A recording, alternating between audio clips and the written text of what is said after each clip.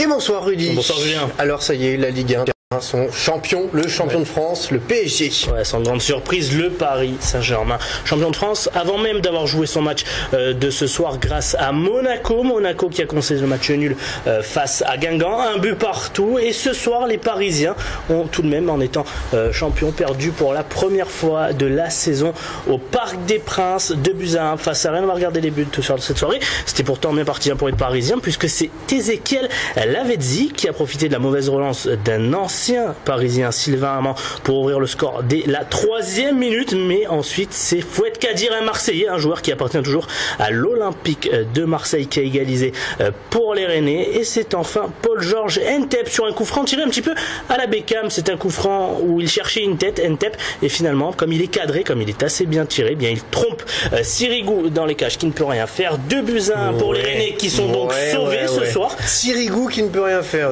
C'était compliqué. En tout cas, les Rennais sont sauvés ce soir. Les Parisiens perdent pour la première fois de la saison sur leur pelouse du Parc des Princes, mais les Parisiens sont champions de France.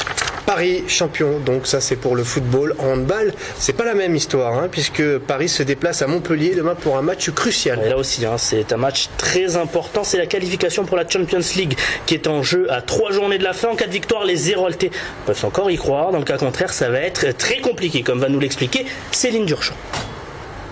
L'espoir de qualification est encore présente chez les joueurs du MAHB. À 2 points du PSG qu'il rencontrera jeudi, la Ligue des Champions est encore possible mais s'annonce difficile. Pour Thierry Omeyer, qui signe son départ du club héroltais, ce match s'annonce spécial. Ça va peut-être être un match un peu particulier, comme dit, parce que voilà, ça va être ma future équipe. Maintenant, je vais essayer de me préparer de la meilleure des façons possibles, pour aider Montpellier à gagner le match. J'estime que quand j'avais signé, les ambitions un peu différentes de celles qui sont aujourd'hui, et voilà, donc j'ai eu envie de changer, de partir. Des ambitions revues à la baisse pour Montpellier après l'affaire des paris présumés truqués. Pour le manager de l'équipe, Paris et Montpellier ne sont pas rivaux. Avec Paris, il y a une rivalité qui est une rivalité sportive, mais qui est une rivalité qui est tout à fait saine. On n'est pas dans une relation de jalousie par rapport à eux. Nous, on est dans un modèle qui est différent, on est différent d'eux, dans la philosophie, dans la stratégie, dans l'approche, mais ça ne nous empêche pas de nous respecter, et on va s'opposer fortement sur le terrain, mais c'est pas pour ça que ce sont des ennemis dans le sens des gens non fréquentables, voilà. Avec 2 équipes qui ont le même objectif, le match de jeudi promet d'être mouvementé. Et ce soir, il y avait aussi 2 autres rencontres décisives pour nos clubs du Sud, et donc une bonne nouvelle pour les...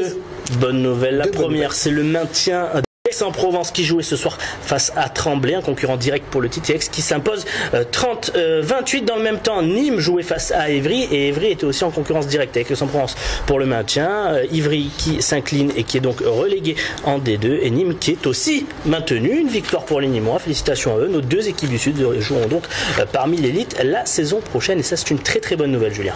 Et on continue de parler d'Aix-en-Provence, mais cette fois avec du tennis. Le tennis de retour en terre aixoise, notamment grâce à Arnaud Clément, le capitaine de l'équipe de France de Coupe Davis, natif de la ville. Il y est pour beaucoup dans l'organisation de l'Open d'Aix, et le directeur du tournoi compte bien pérenniser cet événement.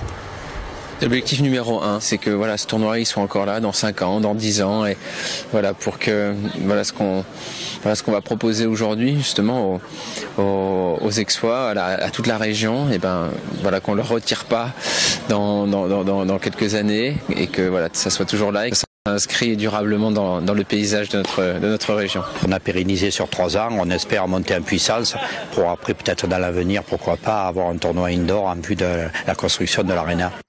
On va parler rugby à présent avec la liste concoctée par Philippe Saint-André pour la prochaine tournée du 15 de France. Et des surprises notamment côté Montpellier avec l'absence de François Trinduc. Marlène Mec fait un point sur les gars du MHR qui enfileront le bleu en Australie.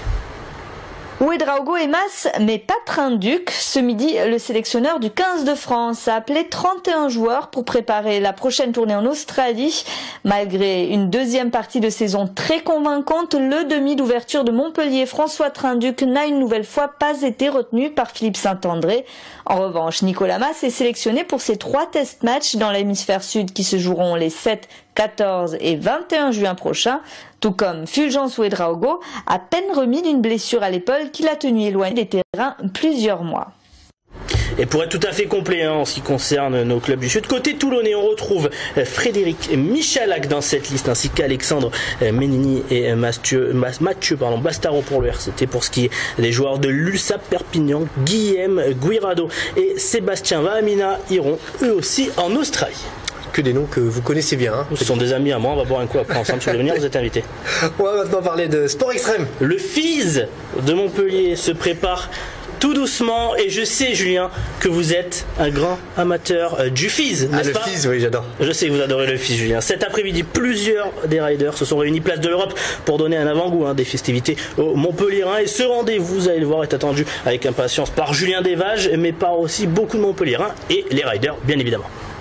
Il y a Steven Swain qui fait du roller, qui est anglais, Romuald Link qui nous vient de Nîmes, qui est rider professionnel en skateboard, qu'on avait vu en finale l'an passé, David Aubert, Sam Youngstem, une belle équipe, ils chauffent bien sur la rampe. Et pour pas mal de potes que j'ai, on attend presque le FIS beaucoup plus que Noël par exemple tous les ans, donc ça a quand même une certaine importance pour nous toute l'année, quoi.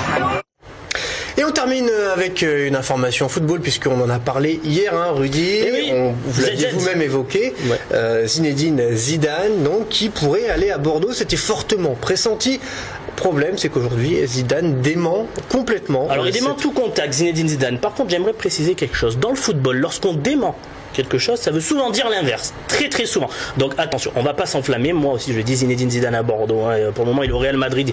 Il est l'assistant de Carlo Ancelotti. Et je pense qu'il est très bien là-bas, qu'il fait son petit chemin là-bas. Hein, c'est ce qu'il dit. Voilà. Il dit que pour l'instant, il se concentre sur la finale de la Champions League, sur le championnat, le Real Madrid. Quand on est assistant de Carlo Ancelotti au Real Madrid avec la plus belle équipe du monde, aller à Bordeaux, hein, sans être méchant avec les Bordelais, je pense que c'est pas la meilleure des choses qu'il y a à faire Zinedine Zidane. Et je pense qu'il le sait très bien. Mais on ne sait jamais du football. Merci Rudy. Je vous en prie, Julien.